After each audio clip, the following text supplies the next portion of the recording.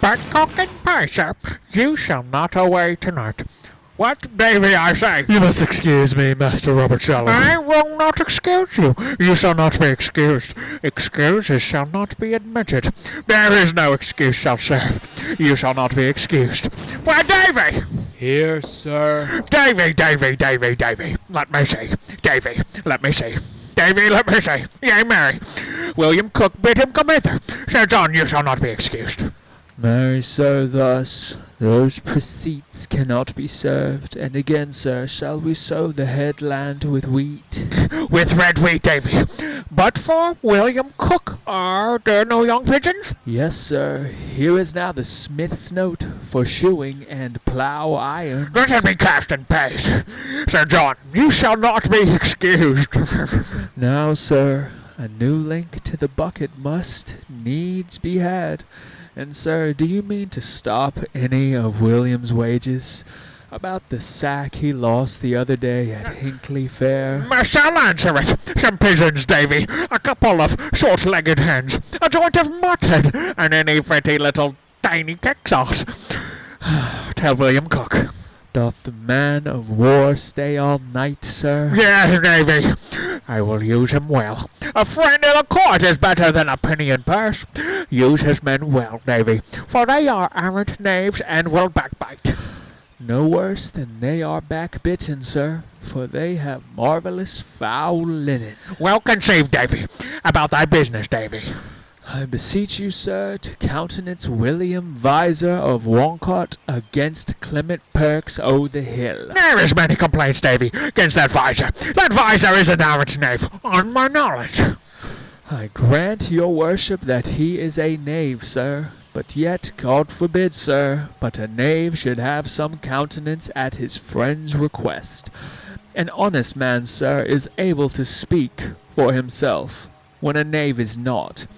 I have served your worship truly, sir, this 8 years, and if I cannot once or twice in a quarter bear out a knave against an honest man, I have but a very little credit with your worship. The knave is mine honest friend, sir. Therefore, I beseech you, let him be countenanced. Go to! I say he shall have no wrong. Look about, Davy. Where are you, Sir John? Come. Off with your boots.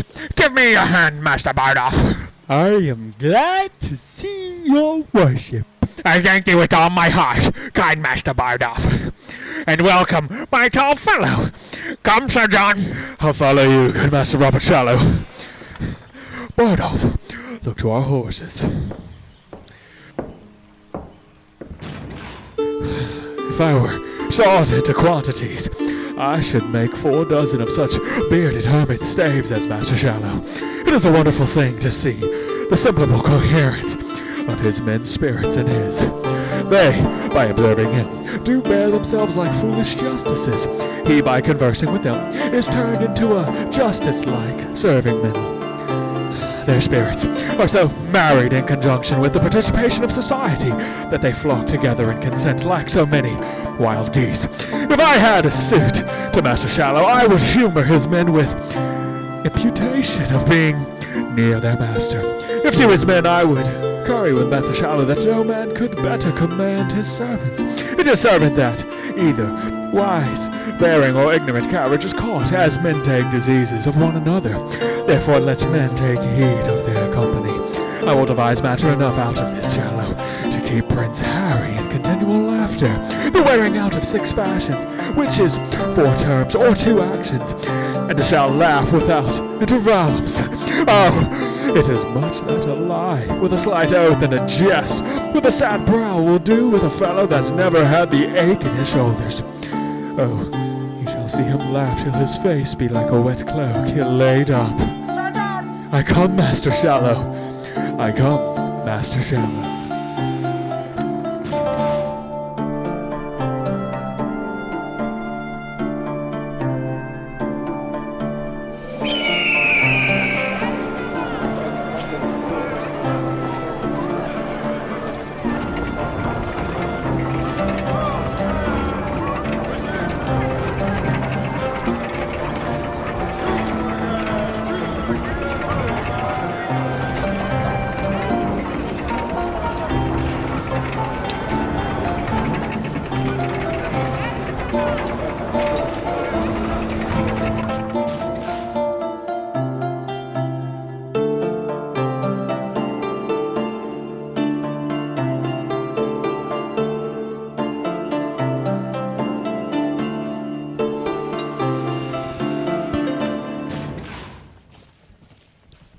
How now, my Lord Chief Justice?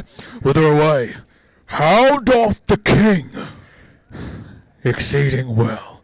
His cares are now all ended. I hope not dead.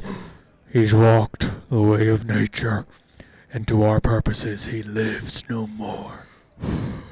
I would his majesty had called me with him. The service that I truly did his life hath left me open to all injuries. Indeed, I think the young king loves you not. I know he doth not, and do arm myself to welcome the condition of the time, which cannot look more hideously upon me than I have drawn it in my fantasy.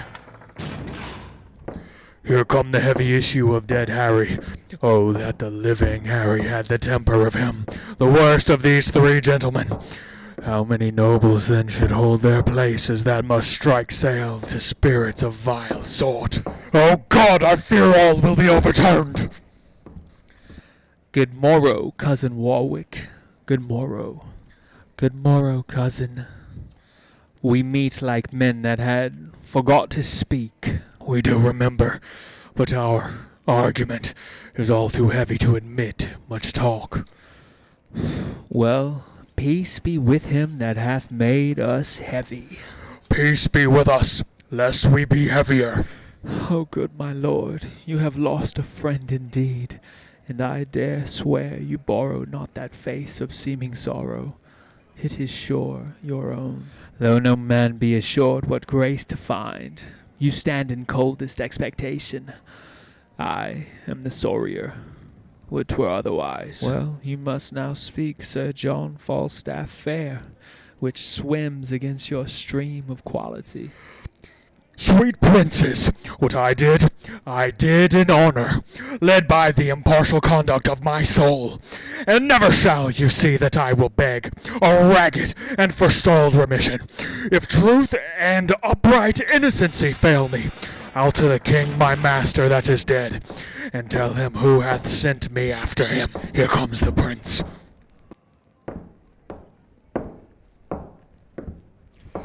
Good morrow, and God save your majesty. This new and gorgeous garment, majesty, sits not so easy on me as you think. Brothers, you mix your sadness with some fear. This is the English, not the Turkish court. Not Amurath, and Amurath succeeds, but Harry. Yet be sad, good brothers, for, by my faith, it very well becomes you. Sorrow so royally in your peers that I will deeply put the fashion on, and wear it in my heart. Why then, be sad, but entertain no more of it, good brothers, than a joint burden laid upon us all. For me, by heaven, I bid you be assured, I'll be your father and your brother too. Let me but bear your love, I'll bear your cares. Yet weep that Harry's dead, and so will I. But Harry lives, that shall convert those tears by number into hours of happiness. We hope no other from your majesty. We hope no other from your majesty. You all look strangely on me, and you most. You are, I think, assured I love you not. I am assured, if I be measured rightly, your majesty hath no just cause to hate me. No? How might a prince of my great hopes forget so great indignities you laid upon me? What? Rate, rebuke, and roughly send to prison the immediate heir of England? Was this easy? May this be washed in Lethe and forgotten? I then did use the person of your father. The image of his power lay then in me, and in the administration of his law, whiles I was busy for the Commonwealth. Your Highness pleased to forget my place, the majesty and power of law and justice, the image of the king whom I presented, and struck me in my very seat of judgment, whereon, As an offender to your father, I gave bold way to my authority and did commit you. If the deed were ill, be you contented, wearing now the garland, to have a son set your decrees at naught, to pluck down justice from your awful bench, to trip the course of law and blunt the sword that guards the peace and safety of your person, nay more, to spurn at your most royal image, and mock your workings in a second body, question your royal thoughts, make the case yours, be now the father, and propose a son, hear your own dignity so much profaned, see your most dreadful law so loosely slighted, behold yourself so by a son disdained, and then imagine me taking your part, and in your power soft silencing your son.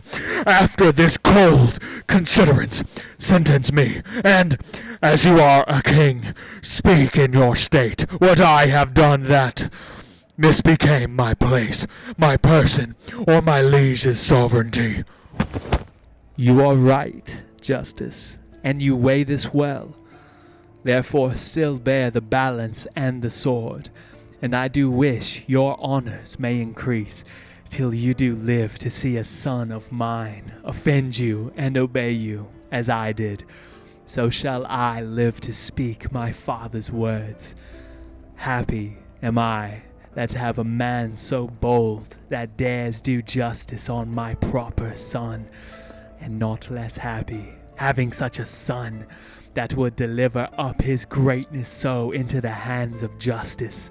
You did commit me, for which I do commit into your hand the unstained sword that you have used to bear, with this remembrance that you use the same, with the like bold, just, and impartial spirit as you have done against me. There is my hand. You shall be as a father to my youth. My voice shall sound as you do prompt mine ear, and I will stoop and humble my intents to your well-practiced wise directions. And, princes all, believe me, I beseech you, my father is gone, wild, into his grave, for in his tomb lie my affections, and with his spirit sadly I survive. To mock the expectation of the world, to frustrate prophecies, and to raise out rotten opinion, who hath writ me down after my seeming. The tide of blood in me hath proudly flowed in vanity till now. Now doth it turn and ebb back to the sea, where it shall mingle with the state of floods, and flow henceforth in formal majesty. Now call we our high court of parliament, and let us choose such limbs of noble counsel that the great body of our state may go in equal rank with the best governed nation, that war or peace, or both at once, may be as things acquainted and familiar to us, in which you, Father, shall have foremost hand. Our coronation done, we will excite, as I before remembered, all our state, and God, consigning to my good intents, no prince nor peer shall have just cause to say, God shorten Harry's happy life one day.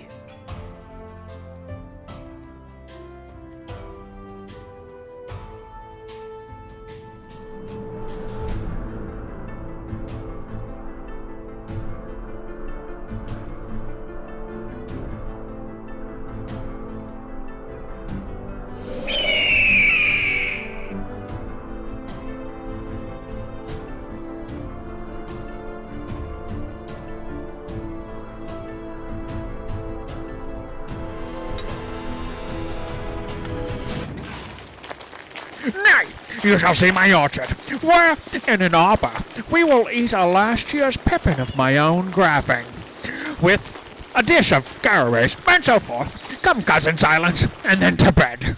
For God, you have here a goodly dwelling, and a rich. Baron, beggars all, Sir John. Very good, spread, Davy. Well said, Davy. This Davy serves you for good uses. He is your serving man and your husband. A good varlet, a very good varlet, Sir John. By the mass, I have drunk too much sack at supper. A good varlet. Now sit down. Sirrah, quotha, we shall do nothing but eat and make good cheer, and praise God for the merry year, when flesh is cheap and females dear, and lusty lads roam here and there, so merrily endeavor among, so merrily. There's a merry heart! Good Master Silence, I'll give you a health for that anon. Give Master Bardoff some wine, Davy. Sweet sir, sit, I'll be with you anon. Most sweet sir, sit. Master Page, good Master Page, sit. Proface. What you want in meat we'll have in drink, but you must bear the hard salt. Be merry, Master Bardoff, and my little soldier there. Be merry. Be merry, my wife has all, for women are shrews, both short and tall. 'Tis merry in hall when beards wag all, and welcome merry Shrove tide. Be merry, be merry. I did not think Master Silence had been a man of this metal. Who I have been married twice and once here now. There's a dish of leather coats for you. Davy! Your worship, I'll be with you straight. A cup of wine, sir. A cup of wine that's brisk and fine, and drink unto the lemon mine, and a merry heart lives long. Well said, Master Silence. And we shall be merry. Now comes in the sweet o' the night. Health and long life to you, Master Silence. Fill the cup and let it come. I'll pledge you a mile to the bottom. Artist Bardoff, welcome. If thou wants anything, and wilt not call, beshrew thy heart. Welcome, my little tiny thief, and welcome indeed too. I'll drink to Master Bardoff, and to all the caballeros about London. I hope to see London once ere I die. And I might see you there, Davy. By the mass, you'll crack a quart together, huh? Will you not, Master Bardoff? Yes, sir. In the puddle pot. My God's leggings, I thank thee. The knave will stick by thee. I can assure thee that. I will not doubt. He is a true bred. And I'll stick by him, sir. My, there spoke a king. Lack nothing. Be merry. Look who's at the door. There. Whoa! Who knocks? Why, now you have done me right. Do me right and dove me nice and me no. It's not so. 'Tis so. It is so. Why then, say an old man can do some what? And please your worship, there's one pistol come from the court with news. From the court? Let him come in. How now, pistol? Sir John, God save you. What wind blew you hither, pistol? Not the ill wind which blows no man to good. Sweet knight, thou art now one of the greatest men in this realm. By your lady, I think I be. But good man, puff, puff in thy teeth, most recreant coward base. Sir John, I am thy pistol and thy friend, and helter-skelter have I rode to thee, and tidings do I bring, and lucky joys, and golden times, and happy news of praise. I pray thee now, deliver them like a man of this world. A voucher for the world and worldlings base. I speak of Africa and golden joy. O base Assyrian knight, what is thy news? Let King Cophetua know the truth thereof. And Robin Hood, Scarlet, and John. Shall dunghill curs confront the Helicons? And shall good news be baffled? Then pistol lay thy head in fury's lap. Honest gentlemen, I know not your breeding. Why then lament therefore? Give me pardon, sir. If, sir, you come with news from the court, I take it there's but two ways. Either to utter them or to conceal them. I am, sir, under the king, in some authority. Under which king, Bessonian? Speak or die. Under King Harry.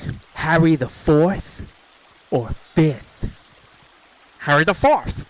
A voucher for thine office, Sir John. Thy tender lambkin now is king. Harry the Fifth's the man. I speak the truth. When pistol lies, do this and fig me like the bragging Spaniard.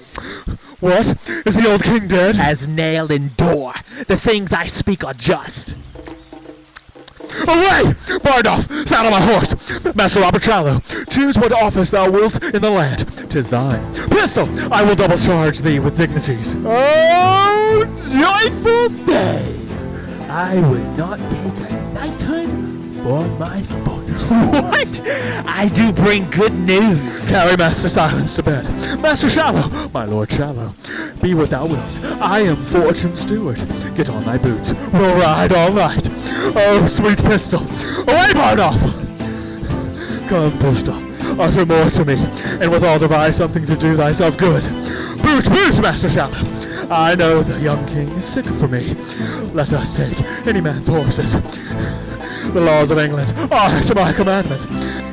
Blessed are they that have been my friends, and woe to my Lord Chief Justice! Let vultures vile seize on his lungs also. Where is the life that late I led, say they? Why, here it is. Welcome these pleasant days.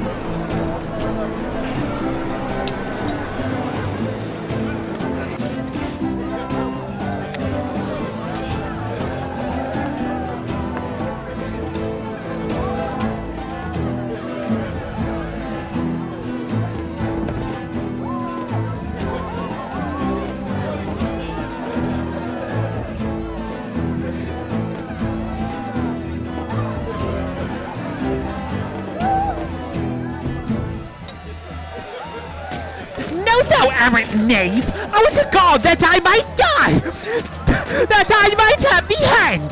Thou hast drawn my shoulder out of joint. The constables have delivered her over to me, and she shall have whipping cheer enough. I warrant her. There hath been a man or two lately killed about her. Not Hook, you lie. Come on, I tell thee. What? Thou damned tripe-visaged rascal, and the child I now go with to miscarry. Thou art better thou hadst struck thy mother, thou paper-faced villain. Oh, the Lord, that Sir John were come. He would make this a bloody day to somebody. But I pray God the fruit of her womb miscarry. If it do, you shall have a dozen of cushions again. You have but 11 now. Come, I charge you both, go with me, for the man is dead that you and pistol beat amongst you. I'll tell you what, you thin man and a censor, I will have you as soundly swinged for this, you blue bottle rogue, you filthy famished correctioner. If you be not swinged, I'll forswear half kirtles. Come, you she-knight errant, come. Oh God, that right should thus overcome might. Well, of sufferance comes ease. Come, you rogue, come. Bring me to a justice. I come, you starved bloodhound. Good man death, good man bones. Thou art me, thou. Come, you thin thing, come, you rascal. Very well.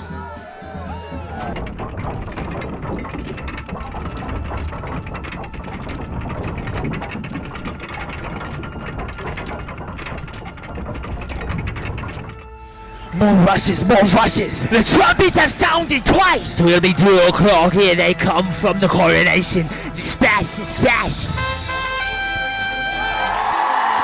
Stand here by me, Master Rappacello. I will make the king do you grace. I will leer upon him as it comes by, and do but mark the countenance that he will give me. God bless thy lungs, good knight! Come here, pistol. Stand behind me. Oh, if I had time to have made new liveries, I would have bestowed the £1,000 I borrowed of you. But 'tis no matter. This poor show doth better. This doth infer the zeal I had to see him. It doth so! It shows my earnestness of affection. It doth so! My devotion. It doth! As it were, to ride day and night, and not to deliberate, not to remember, not to have patience to shift me. It is best, certain! But to stand stained with travel, and sweating with desire to see him, thinking of nothing else, putting all affairs else in oblivion, as if there were nothing else to be done but to see him. Tis simple item, for orbs hoc nihilest! Tis all in every part! There's our need! My knight, I will inflame thy noble liver, and make thee rage! Thy dull and Helen of thy noble thoughts is in base durance and contagious prison, hailed thither by most mechanical and dirty hand! Rouse up revenge from Eberdin with fell! I lack no snake, for Doll is in! Pistol speaks not but truth! I will deliver her. There roar the sea and trumpet clangor sounds!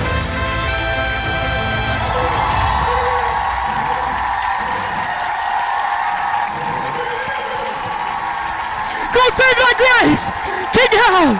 My royal Hal! The heavens thee guard and keep, most royal imp of fame! God save thee, my sweet boy! My Lord Chief Justice, speak to that vain man. Have you your wits? Know you what 'tis you speak? My king, my Jove! I speak to thee, my heart! I know thee not, old man. Fall to thy prayers. How ill white hairs become a fool and jester. I have long dreamed of such a kind of man, so surfeit swelled, so old, and so profane. But, being awaked, I do despise my dream. Make less thy body hence, and more thy grace. Leave gormandizing. Now the grave doth gape for thee thrice wide and for other men. Reply not to me with a full-born jest. Presume not that I am the thing I was. For God doth know, so shall the world perceive, that I have turned away my former self. So will I those that kept me company. When thou dost hear, I am as I have been. Approach me, and thou shalt be as thou wast, the tutor and the feeder of my riots. Till then, I banish thee on pain of death, as I have done the rest of my misleaders, not to come near our person by 10 miles. For competence of life I will allow you. That lack of means enforce you not to evils, and as we hear you do reform yourselves, we will, according to your strength and qualities, give you advancement. Be it your charge, my lord, to see performed the tenor of our word. Send on!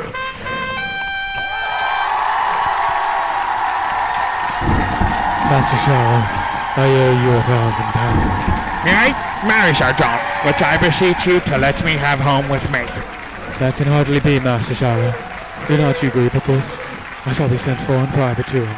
Look you must see thus to the world. Fear not your advancements. I will be the man yet that shall make you great. I cannot well perceive how unless you should give me your doublet and stuff me out with straw. I beseech you, good Sir John, let me have 500 of my 1,000. Sir, I will be as good as my word. This that you heard was but a collar. A collar that I fear you will die in, Sir John. Fear no collars. go with me to dinner. Come, Lieutenant Pistol, come, Bardolph. I shall be sent for soon at night. Go carry Sir John Falstaff to the fleet. Take all his company along with him. My lord! My lord! I cannot now speak. I will hear you soon. Take him away. Si fortuna mi tormenta, spero contenta. I like this fair proceeding of the king's. He hath intent his wonted followers shall all be very well provided for. But all are banished till their conversations appear more wise and modest to the world. And so they are. The king hath called his parliament, my lord. He hath. I will lay odds that, ere this year expire, we bear our civil swords and native fire as far as France. I heard a bird so sing, whose music to my thinking pleased the king. Come, will you heads?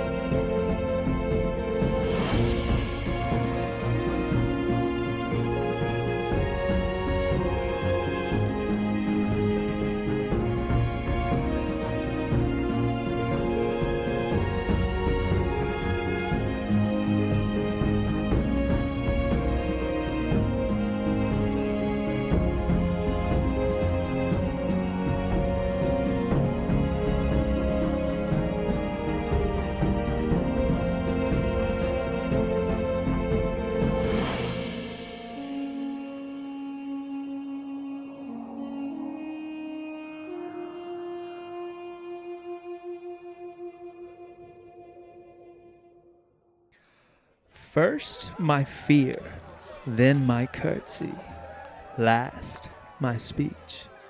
My fear is your displeasure, my curtsy, my duty, and my speech to beg your pardons. If you look for a good speech now, you undo me, for what I have to say is of mine own making, and what indeed I should say will, I doubt, prove mine own marring. But to the purpose, and so to the venture, be it known to you, as it is very well, I was lately here in the end of a displeasing play, to pray your patience for it, and to promise you a better. I meant indeed to pay you with this, which, if like an ill venture it come unluckily home, I break, and you, my gentle creditors, lose. Here I promised you I would be, and here I commit my body to your mercies. Bate me some, and I will pay you some, and, as most debtors do, promise you infinitely.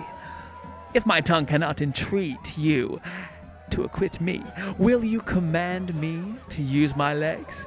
And yet that were but light payment to dance out of your debt. But a good conscience will make any possible satisfaction, and so would I. All the gentlewomen here have forgiven me. If the gentlemen will not, then the gentlemen do not agree with the gentlewomen, which was never seen before in such an assembly. One word more, I beseech you. If you be not too much cloyed with fat meat, our humble author will continue the story with Sir John in it, and make you merry with fair Catherine of France. Where, for anything I know, Falstaff shall die of a sweat, unless already be killed with your hard opinions. For Oldcastle died a martyr, and this is not the man. My tongue is weary. When my legs are too, I will bid you good night, and so kneel down before you, but indeed to pray for the Queen.